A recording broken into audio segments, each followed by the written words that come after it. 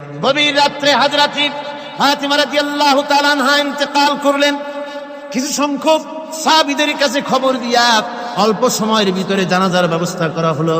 হযরত আবু যর গিফারী রাদিয়াল্লাহু তাআলা আনহু কবরের ভিতরে নেমে গেলেন। কবরের ভিতরে নেমে গিয়া হযরত আবু যর বলেন, রে কবর, তোর ভিতরে আজকে কাকে রাখবো, তুই কি তা জানিস নাকি? কোনো জবাব আসে না। হযরত আবু যর বলেন, কবর রে, তোর ভিতরে আজকে যাকে রাখবো তিনি হতেছেন হযরত ইমাম হাসান হোসেনের মা। বেহেশতের সমস্ত জওয়ানদের সরদার হবেন যারা, সেই দুইজনের মা তোর ভিতরে রাখবো, খবরদার বেয়াদবি করবি না। কোনো জবাব না পেয়ে হযরত আবু যর বলেন, ওগো কবরের মাটি, তোর ভিতরে কাকে রাখবো কি জানিস? আসাদুল্লাহিল গালিব, দুনিয়ার সমস্ত কাফেরদের বিরুদ্ধে আল্লাহ রাব্বুল আলামিন যাকে বাঘ বানিয়ে পাঠালেন, সেই হযরতে আলী, তার স্ত্রী রেখে যাব, খবরদার বেয়াদবি করবি না। কোনো জবাব আসে না। হযরতে আবু যর বলেন, কবরের মাটি, তোর ভিতরে যাকে রাখবো তিনি হলেন খাতুনে জান্নাত, বেহেশতের সমস্ত মহিলাদের সরদারিনী হবেন যে ফাতেমা, তারে রেখে যাব, তোর ভিতরে খবরদার কোনো বেয়াদবি করবি না। আবার হযরতে আবু যর বলেন, কবরের মাটি, তোর ভিতরে কারে রাখবো কি জানিস? তোর ভিতরে আজকে যাকে রেখে যেতেছি তিনি হলেন আখেরি জামানার পয়গম্বর বিশ্বনবী জনাবে মুহাম্মদ রাসূলুল্লাহ সাল্লাল্লাহু আলাইহি ওয়াসাল্লামের কলিজার টুকরা মা ফাতেমাকে তোর ভিতরে রাখবো, খবরদার কবরের মাটি বেয়াদবি করবি না। কিতাবে এসেছে হযরত আবু যরকে বাড়ি শুনতে পেলেন, আওয়াজ এলো, কে যেন বলতেছে, রে আবু যর, আমি ফাতেমা কি চিনি না, হাসান হোসেনের মা কি চিনি না, আলীর স্ত্রী চিনি না, রাসূলের মেয়ে মা ফাতেমা কি চিনি না। আমল যদি ভালো হয় আমার ভিতরে, আমল ভালো নিয়ে যে আসবে শান্তিতে থাকবে, আর আমল যদি খারাপ হয় আমার ভিতরে, তার অবস্থা চূড়ান্ত হয়ে যাবে। আমার ভাইরা, আমার বন্ধুগণ, আমলের উপরে ভিত্তি করে কিয়ামতের দিন নাজাত হবে। আমল যদি খারাপ হয়ে যায়, কিয়ামতের দিন কেউ তাকে বাঁচাতে পারবে না। এই জন্য কিয়ামতের ময়দানে, হাসরের দিনে আল্লাহর হাবিব জনাবে মুহাম্মদ রাসূলুল্লাহ সাল্লাল্লাহু আলাইহি ওয়াসাল্লাম সিজদায় পড়ে কাঁদতে থাকবেন। আল্লাহ রাব্বুল আলামিন বলেন, হাবিব রে, আপনি কাঁদেন কেন? আজকে তো আপনার কাঁদার দিন না। আমি আপনাকে মাকামে মাহমুদ দান করেছি, আমি আপনাকে কাউসার দান করেছি। আপনার আজকে সম্মানের দিন, মর্যাদার দিন, কাঁদেন কেন? আল্লাহর হাবিব বলবেন, রব্বুল আলামিন, মাকামে মাহমুদ পেয়েছি, কাউসার পেয়েছি, কান্দি এই জন্য আমি দেখতে পাচ্ছি আবার সামনে দিয়া ফেরেশতারা আমার উম্মতগুলি জাহান্নামের দিকে নিয়ে যায়। আল্লাহ রাব্বুল আলামিন বলবেন, ওগো আমার হাবিব, আমি আপনাকে ক্ষমতা দিলাম, আপনার জান্নাতি উম্মতগুলি আপনি বেছে নেন। আল্লাহর হাবিব তার জান্নাতের উম্মতগুলি বাঁচতে থাকবেন। হযরত আয়েশা বলেন, ইয়া রাসূলুল্লাহ, কিয়ামতের ময়দানে লক্ষ কোটি কোটি মানুষের ভিতরে আপনার জান্নাতি উম্মত আপনি চিনবেন কি করে? হুজুর বলেন, আয়েশা, কোন একটি ঘোড়ার কপাল যদি থাকে সাদা, এই সাদা কপালওয়ালা ঘোড়াটা যদি অসংখ্য ঘোড়ার ভিতরে যদি হারিয়ে যায়, তাহলে সাদা কপালওয়ালা ঘোড়ার মালিক তার ঘোড়াকে পাবে কিনা বলো? হযরত আয়েশা বলেন, হুজুর, অনায়াসে পাবে। আল্লাহ রাব্বুল আলামিনের হাবিব বলেন, আয়েশা রে, কিয়ামতের ময়দানে আমার যেই উম্মতেরা নামাজি ছিল, দিনদার ছিল, পরেজগার ছিল, দুনিয়ার বুকে ঈমান নিয়ে যারা চলাফেরা করেছে, আমার দিন কায়েমের, আল্লাহর দ্বীনের জন্য যারা কাজ করেছে, ওদের চেহারা নূর চমকাতে থাকবে, ঈমানের নূর কিয়ামতের দিন চমকাতে থাকবে। সেই ঈমানের নূর দেখে দেখে আমি আমার জান্নাতি উম্মতগুলি আমি বেছে নেব। হযরত ফাতিমা রাদিয়াল্লাহু তাআলা আনহাকে রাসূলুল্লাহ সাল্লাল্লাহু আলাইহি ওয়াসাল্লাম অত্যন্ত ভালোবাসতেন, মহব্বত করতেন তার স্ত্রীদেরকেও। তার স্ত্রীরাও রাসূল করিম সাল্লাল্লাহু আলাইহি ওয়াসাল্লামকে ভালোবাসতেন প্রাণ উজাড় করে দিয়ে। নবীজি বলেছেন, কন্যার পিতাদেরকে গালি দিও না। অনেকে টিটকারি করে, বারবার মেয়ে হয়, ছেলে একটাও হয় না, সেই জন্য টিটকারি বটকারি করে। আল্লাহর নবী বলেছেন, মেয়ের পিতাকে গালি দিও না, ঠাট্টা করো না, যেহেতু আমি মুহাম্মদ রাসূলুল্লাহ সাল্লাল্লাহু আলাইহি ওয়াসাল্লাম, আমি মেয়েদের পিতা, আমি নিজে মেয়েদের পিতা। খাও না, মেয়েদের পিতাকে গালি দিও না। রাসূলুল্লাহ বলেছেন, আকাশের নিচে জমিনের উপরে খাদিজার মতো মহিলা আর নাই। সেই হযরতে খাদিজা রাসূলের 4টি মেয়ে পেটে ধারণ করেছিলেন। সুবহানাল্লাহ। মেয়ের প্রতি রাসূলুল্লাহ যথেষ্ট মহব্বত করতেন। মেয়েকে খুব ভালোবাসতেন হুজুর সাল্লাল্লাহু আলাইহি ওয়াসাল্লাম। হুজুরের কলিজার টুকরা ছিলেন মা ফাতিমা রাদিয়াল্লাহু তাআলা আনহা। হুজুর যখন কোথাও যেতেন সকলের শেষে দেখা করতেন ফাতেমার সঙ্গে, আর বিদেশ থেকে সফর করে এসে সকলের আগে দেখা করতেন ফাতেমার সঙ্গে। সুবহানাল্লাহ। রাসূলুল্লাহ আরো বলেছেন, তোমরা যখন বাজারে যাবে বা ব্যবসা করতে যাবে বা বিদেশে যাবে, আসার সময় যে সব হাদিয়া নিয়ে আসো। আমরা যখন বাইরে যাই, বাজারে যাই, কিছু হাদিয়া আনি না? জামা, কাপড়, চকলেট ইত্যাদি আমরা আনে থাকি। রাসূলুল্লাহ বলেছেন, হাদিয়াগুলি তোমরা যারা বিদেশে যাও, বাজারে যাও, হাদিয়া আনবে, আর এনে ঘরের মধ্যে ঢুকে তা শুরু করবে মেয়েকে দিয়ে। প্রথমে দেবে মেয়েকে। সুবহানাল্লাহ। মেয়ের মর্যাদা ইসলামে সব চাইতে বেশি। কোন যুগে? যে যুগে মেয়ে হলে পরেই মাটির নিচে ঘেরে রাখতো, আছাড় মেরে মেরে ফেলে দিত। বেআইয়ি যামবিন কুতিলা, কোন অপরাধে তাদেরকে হত্যা করা হলো। আল্লাহ পাক কোরআনে কারীমের মধ্যে বলেছেন তাদের অপরাধ আর কিছু না, তারা নারী, এই জন্য তাদেরকে মেরে ফেলা হতো। রাসূলুল্লাহ তাদের ইজ্জত দিলেন। সুবহানাল্লাহ বিহামদিহি। রাসূলুল্লাহ সম্মান দিলেন, ইজ্জত দিলেন তাদের। কন্যা হিসাবে নারীর এই মর্যাদা। ফাতেমাকে রাসূল এত ভালোবাসতেন, ইন্তেকালের সময় হযরত ফাতেমা কাঁদতে কাঁদতে বেহুশ হয়ে যাওয়ার উপক্রম হয়ে গেল। রাসূলুল্লাহ হযরত ফাতেমাকে ইশারা দিলেন। হযরত ফাতেমা তার কান নিয়ে রাসূলুল্লাহর মুখের কাছে লাগাই দিলেন। আল্লাহর নবী কি যেন বললেন কানে কানে। হযরত ফাতেমার কান্না বন্ধ হয়ে গেল। হযরত আয়েশা বলেন, মা, রাসূলুল্লাহ তোমার কানে কানে কি বলল আর তোমার কান্না বন্ধ হয়ে গেল? হযরত ফাতেমা বলেন, ইয়া আম্মা জান, আমার আব্বা আমার কানে কানে বলল, মা ফাতেমা তুই কাঁদিস না, তোর কান্না আমার বরদাস্ত হয় না, তোমাকে কাঁদতে হবে না। আমি তোমাকে সুসংবাদ দিয়ে যেতেছি, আমি মরে যাওয়ার পর সর্বপ্রথম তোমার সাথে আমার দেখা হবে। রাসূলুল্লাহর এই ভবিষ্যৎবাণী হযরত ফাতেমা বুঝতে পেরেছেন যে হুজুরের ইন্তেকালের পরে আমার বেশি দেরি হবে না, আমিও তাড়াতাড়ি হুজুরের সাথে শামিল হতে পারবো। হুজুরের ইন্তেকালের 6 মাস পরই হযরত ফাতেমা রাদিয়াল্লাহু তাআলা আনহা ইন্তেকাল করেছেন। কন্যা হিসাবে নারীর মর্যাদা ইসলাম অনেক অনেক গুণে বাড়িয়ে দিয়েছে। এই কন্যা শিশু, কৈশোর, যৌবন পেরিয়ে যখন যৌবনে তার বিয়ে হয়ে যায়, আল্লাহ রাব্বুল আলামিন তখন বলেন, ওয়া মিন আয়াতিহি আন খালাকা লাকুম মিন আনফুসিকুম আজওয়াজান লিতাসকুনু ইলাইহা ওয়া জাআলা বাইনাকুম মাওয়াদ্দাতান ওয়া রাহমা। আল্লাহ পাক বলেন, আমার নিদর্শনের ভিতরে এটিও একটি নিদর্শন, আমি তোমাদের থেকে তোমাদের জোড়া তৈরি করেছি, তোমাদের স্ত্রীদেরকে তৈরি করেছি, তোমাদের সাথে তোমাদের স্ত্রীর ভালোবাসা সৃষ্টি করেছি, মহব্বত সৃষ্টি করেছি। এই মহব্বত আমি আল্লাহ তৈরি করেছি। আর যখন বুড়ো হয়ে যায় মানুষ, স্বামী স্ত্রী যখন বুড়ার বুড়ি হয়, তখন আর ভালোবাসা থাকে না, তখন ওই ভালোবাসা সহৃদয়তার করুণায় আমি আল্লাহ পরিণত করে দেই। বুড়ার জন্য তখন বুড়ি ছাড়া আর উপায় নাই, বুড়িরও আর বুড়া ছাড়া উপায় নাই। তখন ভালোবাসা কোনো বিশেষ কোনো অক্ষণীয় ভালোবাসা নয়, তখন একের উপরে অন্য একদম নির্ভরশীল হয়ে পড়ে। আল্লাহ পাক বলেন, এই অবস্থা আমি আল্লাহ সৃষ্টি করে দেই। সুবহানাল্লাহ। স্ত্রীকে রাসূলুল্লাহ কত ভালোবাসতেন। আল্লাহ নবী বলেছেন, আমার কাছে 3টা জিনিস প্রিয়, একটা হচ্ছে সুগন্ধি, একটা হচ্ছে নামাজ, আরেকটা হচ্ছে স্ত্রী। সুবহানাল্লাহ। স্ত্রী আমার কাছে প্রিয়। হুজুর বলেছেন, তোমাদের মধ্যে সেই ব্যক্তি উত্তম যে ব্যক্তি তার স্ত্রীর কাছে উত্তম। আমি আমার স্ত্রীদের কাছে উত্তম ব্যক্তি। সুবহানাল্লাহ। রাসূলুল্লাহ স্ত্রীকে কত ভালোবাসতেন। বিশ্বনবী রাজনৈতিক কর্মকাণ্ড চালাচ্ছেন, যুদ্ধের দামামা বাজতেছে, চতুর্দিকে কত অশান্তি, সবকিছু চলছে, স্ত্রীর হক আদায় করতে ভুলে যাননি। রাতের বেলায় হযরত আয়েশার বয়স কম, তাকে নিয়ে রাসূলুল্লাহ একটু সুযোগ পেয়েছেন, বলছেন, আয়েশা সব তো ঘুমিয়ে, চলো আমরা একটু দৌড়াই। ওই যে দূরে একটা জিনিস দেখা যায়, দৌড় দাও, দেখি কি আগে যায়। দুজনে দৌড় প্রতিযোগিতা করলেন। দৌড় প্রতিযোগিতায় হযরত আয়েশা ফার্স্ট হলেন, হুজুর পিছনে পড়ে গেলেন। হযরত আয়েশা খুব আনন্দ করলেন যে আপনি কিন্তু আমার সাথে দৌড়ে পারলেন।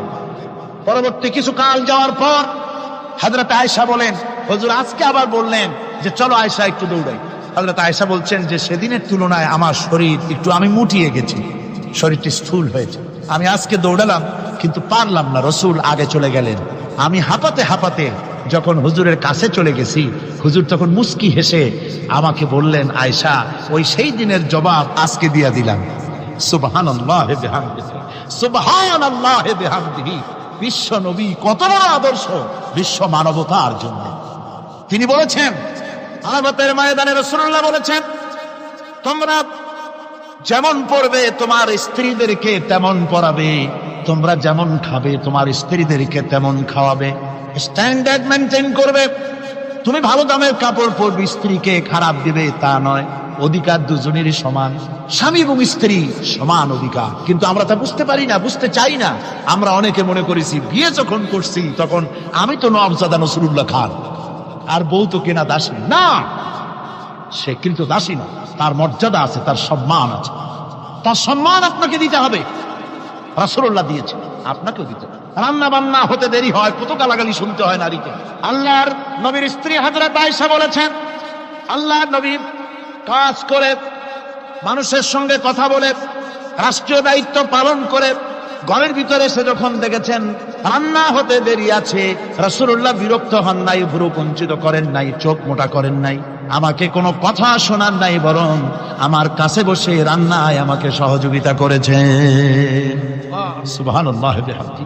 এই হলো আল্লাহর রাসূল, এই হলো বিশ্ব নবী। স্ত্রীর সঙ্গে কি মহব্বত! সুবহানাল্লাহ। হুজুর মহব্বত করতেন স্ত্রীদেরকে। রাসূলুল্লাহর ঘরে দৌলত ছিল না, কিন্তু মহব্বত দিয়ে ভরা ছিল ঘরটা।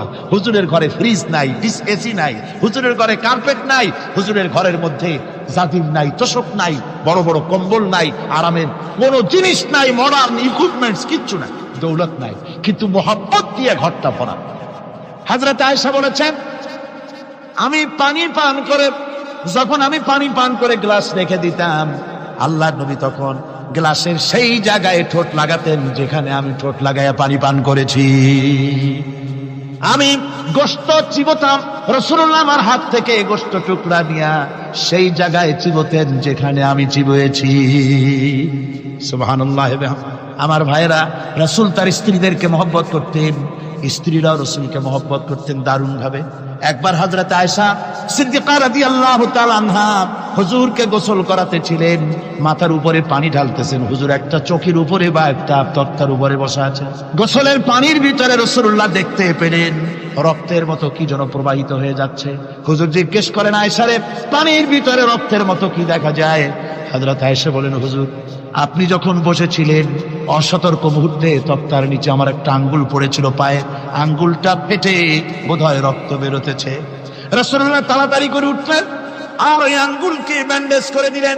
রাসূলুল্লাহ বললেন, আয়েশা রে, আঙ্গুল ফেটে গেছে, একটু আহাহু পর্যন্ত করলে না, এতক্ষণ তুমি কষ্ট করলে কেন? হযরত আয়েশা বলেন, ইয়া রাসূলুল্লাহ, ওটা তো একটা পায়ের আঙ্গুল। আয়েশার কলিজাটা ফেটে যদি রক্ত বেরোতো, রাসূলুল্লাহকে উঠতে বলতে আমি পারতাম না। কি মহব্বত রাসূলের সাথে! হযরত আয়েশা বলেন, হুজুর সাল্লাল্লাহু আলাইহি ওয়াসাল্লাম স্ত্রীদেরকে এত ভালোবাসতেন, আমাদের ঘরে গোশত টোস্ত তেমন রান্না বান্না খুব কম হতো। গোশত রান্না হবে কি, মাসের পর মাস চলে গেছে রাসূলের বাড়িতে, হুজুর স্ত্রীরা বলেছেন আমাদের ঘরে চুলে আগুন জ্বলে নাই, একটু শুকনা রুটি, একটু শুকনা খেজুর আর একটু পানি খেয়ে আমাদের জীবন চলেছে। এরকমের অবস্থা হয়েছে। তারপরে এই অবস্থা চলেছে, এর মধ্যে যদি কখনো একটু গোশত আসছে, হুজুর যখন ছাগল টাগল ইত্যাদি ছাগল দুম্বা জবাও করেছেন, এই দুম্বার গোশত নিয়ে, ছাগলের গোশত নিয়ে রাসূলুল্লাহ নিজে বেরোতেন। হযরত খাদিজার বান্ধবী কোথায় আছে খুঁজে ওই বান্ধবীর কাছে গোশত পৌঁছে দিয়ে আসতে। হযরত আয়েশা বলেন, একদিন আমার ঘুম ভেঙে গেল, দেখি হুজুর আমার কাছে নাই, গেলেন কোথায়? খুঁজতে খুঁজতে যায় দেখি মসজিদে নববীর ভিতরে হুজুর হাত তুলে বসে আছেন, মোনাজাত করতেছেন। আমি পেছনে কি হাত তুলি, আমি শুনতে পাচ্ছি নবীজি দোয়া করছেন, রব্বুল আলামিন কিয়ামতের ময়দানে যেদিন সন্তান তার পিতাকে ভুলে যাবে, মা তার সন্তানকে হারায় ফেলবে, ওই কঠিন হাসরের ময়দানে আমি যেন আমার খাদিজাকে হারাইয়া না যাই। মুনাজাতের শেষে হযরত আয়েশা বলেন, ইয়া রাসূলুল্লাহ, খাদিজার কথা আপনার এত কেন বারবার মনে পড়ে? একটা বুড়িরে বিয়ে করেছিলেন 25 বছর বয়সের সময়, 40 বছর বুড়ি, তার কথা কেন এত মহব্বত আপনার মনে পড়ে? তার থেকে যুবতী মেয়ে, সুন্দরী মেয়েকে আপনার স্ত্রী হিসেবে আপনি পান নাই। হুজুর বলেন, আয়েশা রে, খাদিজার সম্পর্কে এমন কথা তুমি আর বলো না, তোমরা সবাই আমার সুখের দিনের স্ত্রী, আর খাদিজা আমার এমন সময় স্ত্রী ছিল যখন মক্কায় আমার আশ্রয় ছিল না, তামাম মক্কা নগরীতে আমার আশ্রয় ছিল না। খাদিজার সঞ্চিত সমস্ত ধনরাশি ইসলাম কবুল করার পর দুহাতে খাদিজা বিতরণ করে দিয়েছে। হযরত আয়েশা বলেন, হুজুর আমার গোস্তাকি মাফ করে দেন, আমি আর এরকম বলবো না। তবে খাদিজা সম্পর্কে আমার এই কিছু একটু শুনান। হুজুর বলেন, এই সারে শোনো, গভীর রাত, যত রাত হোক না কেন, ইসলামের দাওয়াত দিয়ে দিয়ে গভীর রাত্রে আমি যখন বাসায় ফিরেছি, ঘরে এসেছি, দরজায় একটা মাত্র ডাক দিয়েছি, খাদিজা। অমনি দরজা খুলে গেছে। আমি জিজ্ঞেস করেছি, খাদিজা রে, যত রাত্রে আসলাম, যতবার আসলাম, একটা ডাকের বেশি লাগলো না, তুমি কি ঘুমাও না? হযরতে খাদিজা বলেছেন, ইয়া রাসূলুল্লাহ, আমার মনের ভিতরে ভয় থাকে, আল্লাহর রাসূল দ্বীনের খেদমতে বাইরে আছেন, আমি যদি আরামে বিছানায় ঘুমায় থাকি আর নবীজি দরজায় তার কাছে দাঁড়ায় আমারে ডাকাডাকি করবেন, উঠতে যদি দেরি হয়ে যায় নবীজির সঙ্গে বেয়াদবি হয়ে যাবে, এই মনে করে আপনি না আসা পর্যন্ত দরজার সাথে পিঠ লাগাই আমি দাঁড়াইয়া দাঁড়াইয়া ঘুমাই। আমার ভাইরা, হযরতে খাদিজার ইজ্জত স্বয়ং আল্লাহ দিয়েছেন। কে দিয়েছে? হাদিস শরীফে এসেছে, রাসূলুল্লাহ জাবালে নূরে বসা, গারে হেরার ভিতরে বসা, হযরতে জিবরাইল রাসূলুল্লাহর সঙ্গে কথা বলতেছেন। একটু পরে হযরতে জিবরাইল বলেন, ইয়া রাসূলুল্লাহ, আমি আর এখানে বসবো না, আমি এখন চলছি। আমি দেখতে পাচ্ছি খাদিজা আসতেছে আপনার জন্য খাবার নিয়ে। খাদিজা যখন আপনার কাছে পৌঁছে যাবে, আপনি খাদিজাকে শুনায় দিবেন, আল্লাহ রাব্বুল আলামিন খাদিজাকে সালাম জানাইছে। সুবহানাল্লাহ। রাসূলুল্লাহর কাছে হযরতে খাদিজা যখন আসলেন, হুজুর বললেন, খাদিজা, আজকে তোমার জন্য দারুণ সুখবর। বলে কি? বলে, আল্লাহ পাক, জিবরাইল কেমন উঠে গেল আমার কাছ থেকে, জিবরাইল বলে গেল, আল্লাহ তোমাকে সালাম বলেছে। হযরত খাদিজা কেঁদে ফেললেন, বললেন, ইয়া রাসূলুল্লাহ, আমার নারী জন্ম সার্থক, আল্লাহ আমাকে সালাম বলেছে, এর জবাব কেমনে দিতে হয় হুজুর আমি তো জানি না, আপনি আমার পক্ষ থেকে আল্লাহর সালাম কিভাবে দেওয়া লাগে আপনি দিয়ে দিন, আমি তো বুঝি না কেমনে আল্লাহর সালামের জবাব দেব। হুজুর বললেন, খাদিজা, শুধু আল্লাহ নয়, জিবরাইলও তোমাকে সালাম বলে গেছে। হযরতে খাদিজা বললেন, হযরত জিবরাইলকে আমার সালামের জবাবটা ওয়ালাইকুমুস সালাম বলেন। হযরত খাদিজার এই মর্যাদা ছিল। আমার ভাইরা, রাসূল পাক সাল্লাল্লাহু আলাইহি ওয়াসাল্লাম এভাবে মহব্বত করেছেন স্ত্রীদেরকে। সুতরাং স্বামী স্ত্রীর মহব্বত আল্লাহর জান্নাতি নিয়ামত। কি নিয়ামত? যে ঘরের মধ্যে স্বামী স্ত্রীর মধ্যে মিল মহব্বত আছে, এটা বেহেশতের মতো, আর যেখানে মিল মহব্বত নাই, এটা জাহান্নামের মতো। ঠিক কি? সুতরাং মহব্বত করুন, বেশি বেশি স্যাক্রিফাইস করুন, বেশি বেশি স্যাক্রিফাইস। নারীদের ব্যাপারে বলা হয়েছে, পুরুষকে বলা হয়েছে অধিকার আদায় করো, সব ব্যাপারে সমান অধিকার, কিন্তু নারীকে একটা ব্যাপারে বলা হয়েছে, নারী শোনো, পুরুষের মর্যাদা তোমার চাইতে আল্লাহ রাব্বুল আলামিন বেশি দিয়েছেন। আর রিজালু কাওয়ামুনা আলান নিসা, নারীদের উপরে পুরুষের প্রাধান্য আল্লাহ পাক দান করেছেন। একদিন একজন সাহাবী বলেছিলেন, ইয়া রাসূলুল্লাহ, জংলি উট দেখলাম আপনার পায়ের উপরে সেজদায় পড়ে গেল, আপনি যদি আমাদেরকে অনুমতি দিতেন না, আপনাকে আমরা সেজদা করতাম। আল্লাহর নবী বললেন, মানুষ মানুষকে সেজদা করা, এ পারমিশন যদি আমি দিতাম, তাহলে দুনিয়ার সমস্ত স্ত্রীদেরকে বলতাম তারা যেন তাদের স্বামীকে সেজদা দেয়। স্বামীর মর্যাদা এখানে বেশি। সুতরাং অধিকার সমান, কোনো সন্দেহ নাই, কিন্তু স্বামীর একটা আলাদা মর্যাদা আছে, সেই সম্মানও তাকে দিতে হবে। এরপরে এই সমান অধিকারের ভিত্তিতে স্বামী স্ত্রী চলতে থাকে, মাঝখানে আল্লাহ পাক তাদেরকে সন্তান দান করেন। আল্লাহ তাদেরকে, নারীকে লেখাপড়ার অধিকার দিয়েছেন, ইসলাম তাকে লেখাপড়ার অধিকার দিয়েছে, শিক্ষার অধিকার দিয়েছে। হযরত আয়েশা সিদ্দিকা রাদিয়াল্লাহু তাআলা আনহা শিক্ষয়িত্রী ছিলেন, হাফেজা ছিলেন, হাদিসের হাফেজা ছিলেন, কোরআনের হাফেজা ছিলেন, হাজার হাজার সাহাবায়ে কেরামদের তিনি ওস্তাদ ছিলেন। সুবহানাল্লাহ। নারীদের ব্যাপারে অধিকাংশ মাসালা হযরত আয়েশা সিদ্দিকা রাদিয়াল্লাহু তাআলা আনহার অবদান। সুবহানাল্লাহ। নারী যুদ্ধ করেছে, যুদ্ধের ময়দানে নারীর অধিকার আছে। নারী চাকরি করতে পারবে, নারী ব্যবসা করতে পারবে, নারী লেখাপড়া করতে পারবে, নারী সেনাবাহিনীতে যেতে পারবে, নারী সব করতে পারবে, কিন্তু পর্দার মধ্যে। জনৈক সাহাবী ইসলাম গ্রহণ করার পরও রাসূলুল্লাহ সাল্লাল্লাহু আলাইহি ওয়াসাল্লামের কাছে অনুশোচনা করছিলেন তার কন্যা সন্তান নিজ হাতে হত্যা করার জন্য। আমাদের প্রিয় নবী এ কথা শুনে কেঁদে ফেললেন। একটা লোক নিয়ে কাঁদতেছিল মুসলমান হওয়ার পরও। হুজুর কয়, কান্দো কেন? কই যে, এই যে আমার গুনাহ কি মাফ হয়েছে? হুজুর বলেন, হ্যাঁ মাফ হয়ে গেছে। কলেমা পড়ছো, মাফ হয়ে গেছে। কয় যে, হুজুর আমি তো মারাত্মক গুনাহ করছি। বলে কি? বলে, আমার একটা মেয়ে, সেই মেয়েটাকে নিয়ে আমি, ঘটনা লম্বা, আমি সংক্ষেপে বলতেছি, মেয়েটাকে ফাঁকি দিয়া তারে আমি মারবো, বুঝতে দেই নাই আমার বউরে। বললাম চলো বেড়াইতে যাই, মেয়েটা আমার সাথে সাজাই দিয়েছে, তার মা বেড়াতে নিয়ে যাবো এই কথা মনে করে। মেয়েটা কদ্দূর যায়, আবার আব্বা আব্বা বলে আমার দিকে ফিরে আসে, আবার পিছনে থাকে, আবার আব্বা আব্বা বলে জড়ায় ধরে। এইভাবে করতে করতে যখন নির্জন এলাকায় গেলাম, আমি পাহাড়ের পাশে গর্ত খোঁড়া আরম্ভ করলাম। গর্ত খুঁজি আর মাটি ছিটে এসে আমার দাড়িতে লাগে। বাচ্চা মেয়েটা আমার কাছে এসে দাড়ি দিয়ে ধুল ঝাড়ায় দেয়, কয় আব্বা তোমার দাড়িতে ধুল লাগতেছে, তুমি এই কষ্ট করতেছো কেন? মেয়ে তো বোঝে না যে আমি তার জন্য কবর খুঁজতেছি। কবরটা খোঁড়া হয়ে যাওয়ার পর মেয়েটারে বান্ধা শুরু করলাম। মেয়ে এখন কাঁদতেছে, বাবা আমার বান্ধ কেন? আমি তারে বাঁধা জোরে ওর মধ্যে নিক্ষেপ করে দিলাম। মেয়েটা গর্তের মধ্যে বসে চিৎকার করে বলছে, আব্বা তুমি আমারে বাঁচতে দাও, আমি তোমারে বাপ বলে সমাজে হ্যাঁ করবো না, আমি ভিক্ষা করে খাবো, আমার বাইরু না। লোকটি বলছি, ইয়া রাসূলুল্লাহ, আমার মনে দরদ আসলো না। আমি একটা পাথর উঁচু করে আমার মেয়ের বুক লক্ষ্য করে জোরে মেরে দিলাম। বুকটা ফেটে রক্ত ফিনকি দিয়ে উঠলো। আমার মেয়ের বুক থেকে আওয়াজ বেরোলাম। আমার কালে যেন এখনো সেই আওয়াজ বাজে। হাদিস শরীফে এসেছে, হুজুরের চোখের পানি দাড়ি ভিজে ভিজে জামার উপরে পড়তেছিল। হুজুর বললেন, আহারে, মানুষেও পারে এরকম কাম করতে। পৃথিবীতে নারীর যখন কোনো সম্মান ছিল না, মর্যাদা ছিল না, সেই সময় আমার রাসূল, আমার বিশ্বনবী নারীদেরকে সম্মানের হাত ধরে গর্তের ভিতর থেকে উঠাইয়া রানীর সিংহাসনে বসায় দিলেন। সুবহানাল্লাহ, মায়ের মর্যাদা দিয়ে দিলেন। সুবহানাল্লাহ, নারীরা আমাদের মায়ের জাত। নারীরা আমার কি এর জাত? মায়ের জাত। আমার মা বোনেরা, তোমাদের সম্মান কত তোমরা জানো না। আমরা পুরুষ, আমাদের পায়ের তলে জুতা, আর তোমরা আমাদের মায়ের জাত। তোমরা নারী, তোমাদের পায়ের তলে আল্লাহর জান্নাত, আল্লাহর বেহেশতটা তোমাদের পায়ের তলে। এই সম্মান আল্লাহ তোমাদের দিয়েছে, নবী দিয়েছে। সুবহানাল্লাহ কর। ভাইরা আমার, অধিকার ইসলাম দিয়েছে। বিবাহ যখন হয়, এই বিবাহের সময় এজেন আনতে হয়। আর বিবাহ হচ্ছে বিবাহ বৈঠক। এজেন আনার জন্য ওই যে কি জানি কয়, ম্যারেজ রেজিস্ট্রার বা মৌলবি সাহেব, কার অনুমতি আগে না? বলেন কার অনুমতি? তাহলে অধিকার ইসলাম পুরুষে দিল না মেয়ে লোকের দিল?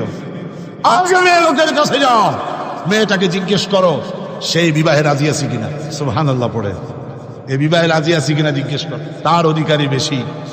এরপরে এই বিবাহে করার ব্যাপারে কত বৈষম্য। আজ বিবাহ করতে গেলে যৌতুকের প্রথা এসেছে।